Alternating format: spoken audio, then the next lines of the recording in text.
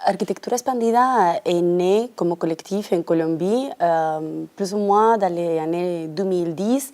Et au début, c'était une espèce de l'organisation d'une rencontre entre différentes personnes qui travaillaient dans les territoires pour réfléchir sur ce que chacun faisait de son côté par rapport à la ville, d'une façon très large. Et c'est pour ça qu'on s'est mis en collectif, parce qu'on avait des intérêts en commun. Chacun de nous, on est très différents et on s'est mis ensemble vraiment parce qu'on trouvait qu'on était plus fort comme collectif que comme des individus.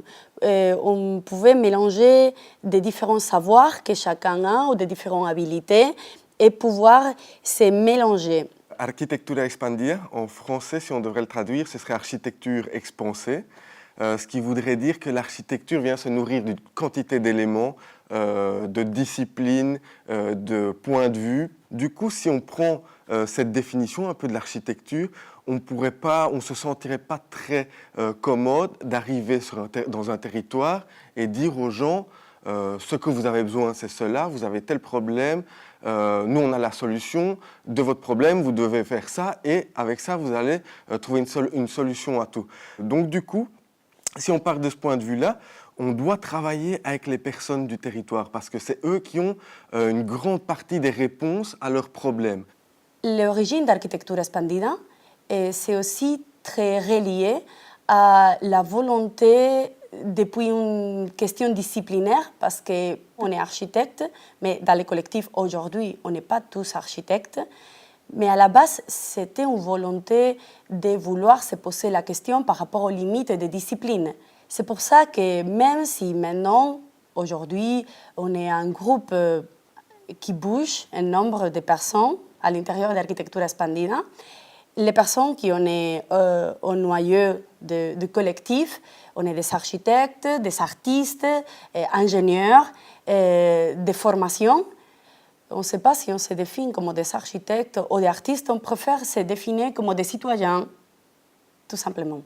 Notre travail, ça va être très important de partir d'un point de départ, d'une préoccupation. Parfois, cette préoccupation, ce sont des mouvements de résistance, des mouvements d'inquiétude, parfois c'est des luttes.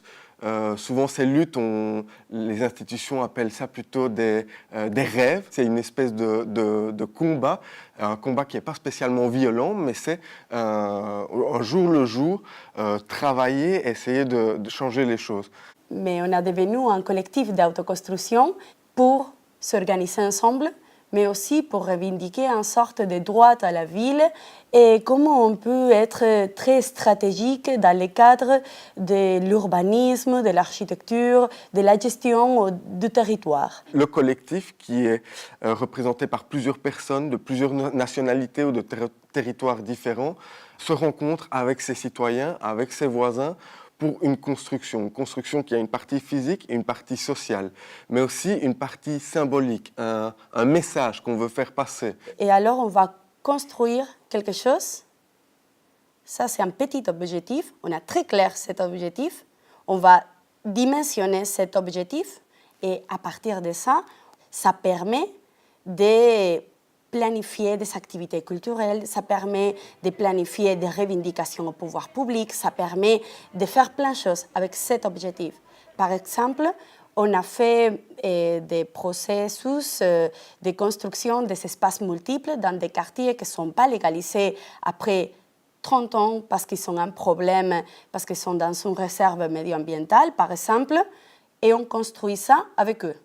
Alors, c'est vraiment un procès d'autoconstruction, mais dans lequel on essaye d'avoir très clair la problématisation collective de la situation.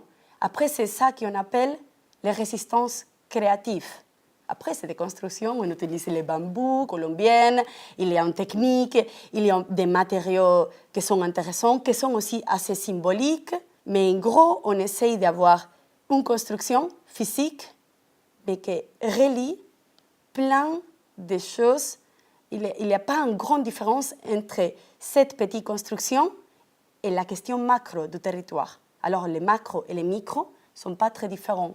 On pense que cette organisation de base, le fait que les gens se retrouvent, pensent, décident ou aient un pouvoir de décision sur le futur de leur quartier, fait partie aussi de cette solution. Mais au moins, le fait qu'eux puissent s'exprimer, puissent alimenter ces débats, puissent aussi orienter les techniciens, les architectes, les urbanistes, les ingénieurs, c'est quelque chose de très important.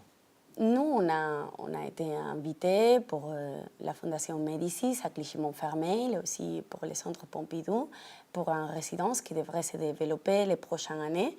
Et maintenant, on visite pour essayer de comprendre, essayer de dimensionner un peu ce qu'on fait à Bogota. Très en résumé, c'est essayer d'explorer des différentes façons d'organisation collective par rapport à la gestion du territoire. Et il y a toujours la relation, autant à Bogota qu'ici, à Clichy-Montfermeil, pour nous, la relation entre la gestion du territoire bottom-up et top-down. Et ce qu'on a trouvé quand on est arrivé ici, par rapport à ce qu'on fait à Bogota, a beaucoup à voir avec un système organisatif par rapport à la participation et par rapport à la gestion urbaine qui est très, très cadrée et très, très dirigée. On est assez impressionné pour les systèmes organisatifs qui se placent depuis les pouvoirs publics, parfois très carrés, très différenciés, même entre disciplines. Très, très carrés, et on ne trouve pas quelque chose qu'on trouve beaucoup à Bogota, que c'est des mouvements vraiment de base. Les associations sont des associations qui toujours ils ont un lien très fort avec les institutions. On a un budget pour faire une action artistique. On va débattre qu'est-ce qu'on peut faire. Ça, c'est déjà une provocation.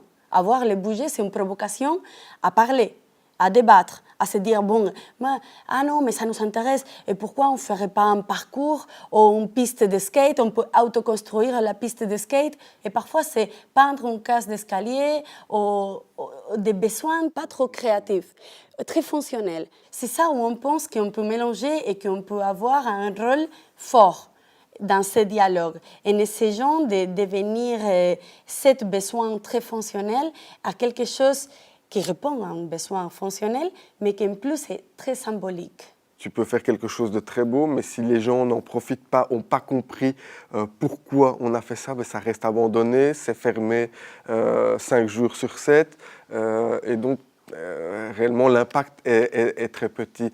Nous, on a eu des projets desquels on est très très content parce qu'on a vu que la construction d'un petit espace pour pouvoir se rencontrer, pour pouvoir développer des activités artistiques, pédagogiques, politiques, à la fin, ont eu un impact très important sur un quartier parce que pour eux, ça a été aussi une manière de dire on a construit cet espace. Quand vient les pouvoirs publics, on ne doit plus se réunir dans la rue, mais on peut les mettre dans notre espace. Et dans notre espace, ils doivent nous écouter parce que c'est nous qui l'avons fait, c'est le nôtre. C'est des gens qui étaient dans une détresse, qui venaient de la campagne où il y avait la guerre. Ils arrivent à la ville, ils ont construit petit à petit. Et ça, c'est quand même quelque chose d'assez remarquable. Donc ça a aussi permis d'attirer l'attention sur un territoire et d'obliger un peu les pouvoirs publics à répondre à cette demande et à ces nécessités.